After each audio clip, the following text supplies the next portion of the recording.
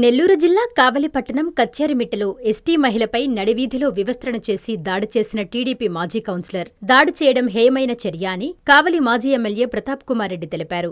సోమవారం బాధితురాలిని మాజీ మంత్రి కాకాని గోవర్ధన్ రెడ్డితో కలిసి పరామర్శించారు. వైసీపీ ప్రభుత్వం అండగా ఉంటుందని భరోసా ఇచ్చారు.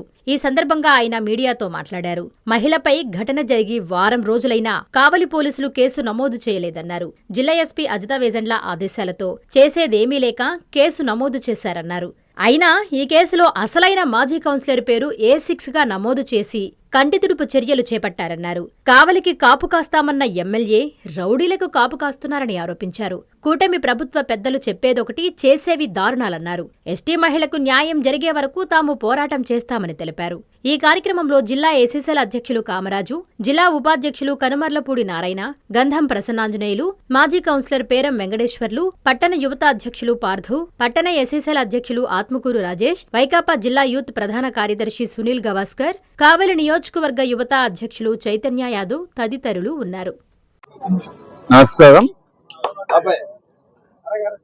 ఈరోజు అందరికీ తెలిసిన విషయం, గత 19వ తారీఖు నుంచి కూడా కావలి పట్టణంలో ఒక ఎస్టీ సామాజిక వర్గానికి సంబంధించిన ఒక మహిళను వ్యవస్థత చేసి కొట్టి ఏ విధంగా కావలి పట్టణంలో 24వ వార్డులో ఇక్కడ గతంలో 2 సార్లు తెలుగుదేశం కౌన్సిలర్గా పోటీ చేసిన వ్యక్తి ఏ విధంగా హింసించాడో ఈరోజు యావత్ దేశానికి కూడా తెలియటం జరిగింది. కానీ ఇక్కడ దుర్మార్గం ఏంటంటే, ఈ విధంగా ఒక ఎస్టీ లేడీని నడి బజారులో ఆ విధంగా కూడితే ఈ డిపార్ట్మెంటు, ముఖ్యంగా పోలీసు డిపార్ట్మెంటు, ఇక్కడ లోకల్ కావలికి కాపు కాస్తానన్న ఎమ్మెల్యే గారి ఆదేశాల మేరకు అటువంటి వ్యక్తిని కేసులో మొదటి ముద్దాయిగా పెట్టకుండా లాస్ట్ ముద్దాయిగా పెట్టడం చూస్తుంటే విడ్డూరంగా ఉంది. ఈరోజు ఆ కేసుని ఒక పక్క ఎస్పీ గారు కేసు కట్టండి అని చెప్పిన మీదట 19వ తారీఖు జరిగితే 26వ తారీఖు దాకా కేసు కట్టలేదు. 26వ తారీఖు కట్టడం, దాంట్లో 1, 2, 3, 4, 5 ముద్దాయిలుగా కొంతమంది లేడీస్ మహిళలని, అదేవిధంగా కొంతమందిని చేర్చి తర్వాత అసలు ముద్దాయిని 6వ ముద్దాయిగా ఆ టీడీపీకి సంబంధించిన కౌన్సిలర్ని, మాజీ కౌన్సిలర్ని చేర్చడం జరిగింది. ఈరోజు మేమంతా కూడా అడిగేది ఒకటే, ఒక ఎస్టీ మహిళను ఆ విధంగా చేస్తే పోలీసు వాళ్ళు ఈ విధంగా చేయడం న్యాయమా అని మేము అడుగుతున్నాం.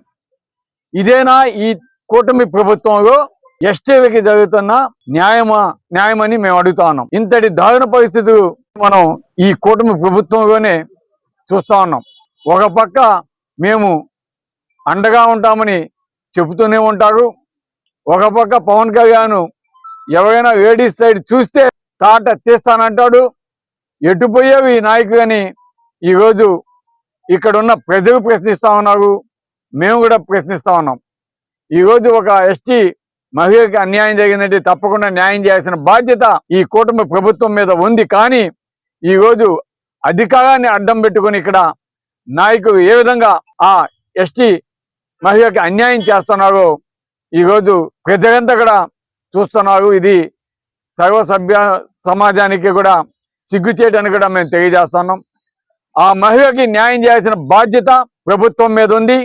ఇమ్మీడియట్ గా ఆ ఎఫ్ఐఆర్ కాపీ మార్చాగా ఆ మొదటి వ్యక్తి ఎవరైతే 6వ వ్యక్తిగా పెట్టున్నారో, చిట్ట చివరి వ్యక్తిగా పెట్టున్నారో, ఎవరైతే మాజీ టీడీపీ కౌన్సిలర్ ఉన్నారో అతన్ని చేర్చి ఇమ్మీడియట్ గా యాక్షన్ చేసుకో. ఈరోజు ఆ మహిళ బయటకు వచ్చే పరిస్థితి కనిపించడం లేదు. ఈరోజు వాళ్ళంతా కూడా నిర్భయంగా తిరుగుతా ఉన్నారు. ఈ మాజీ కౌన్సిలర్స్ అంతా కూడా ఈ రోడ్ల మీద ఇటువంటి చర్యలు చేసి, ఇటువంటి కార్యక్రమాలు చేసి కూడా, అంతేకాదు ఈరోజు ఆ మహిళ యొక్క కొడుకు మీద ఒక అక్రమ కేసు బనాయించే విధంగా కూడా ప్రయత్నం చేసి ఒక అక్రమ కేసు పెట్టడం జరిగింది.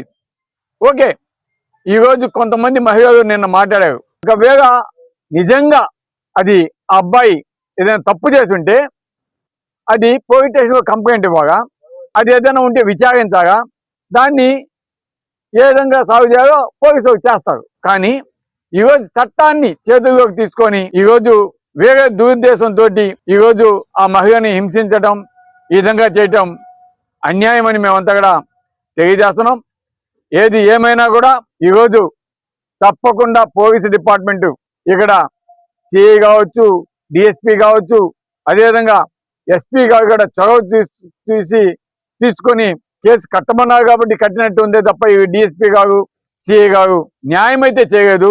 ఇప్పటికన్నా ఎస్పీ గారు దీని మీద సమగ్ర విచారణ చేసి తప్పకుండా దోషుని శిక్షించాలని మేమంతా కూడా కోరుతున్నాం. అదే మెడికవర్ హాస్పిటల్స్ నెల్లూరు మిమ్మల్ని తిరిగి సాధారణ స్థితికి తీసుకురావడమే మా ధ్యేయం. అన్ని సదుపాయాలతో కూడిన ప్రత్యేకమైన రీహాబిలిటేషన్ వార్డ్, అందుబాటులో సేవలు ortho and neuro rehab, cardiac and pulmonary rehab, post operative rehab, post transplant rehab, sports injuries and trauma rehab, geriatric and paediatric rehab, cancer and palliative rehab. Medicover hospitals, Chintareddypalem cross roads, Nellore. Contact 0406833445.